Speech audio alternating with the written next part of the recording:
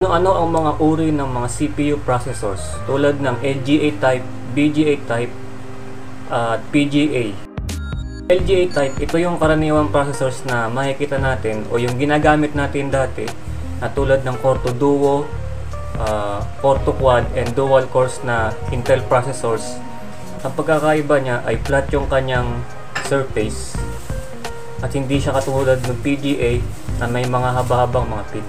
Ang PGA type naman ay yung karaniwang uri ng mga processors na processors na Ryzen kung saan, kung mapapansin ninyo, merong mga pin na maliliit sa ilalim niya.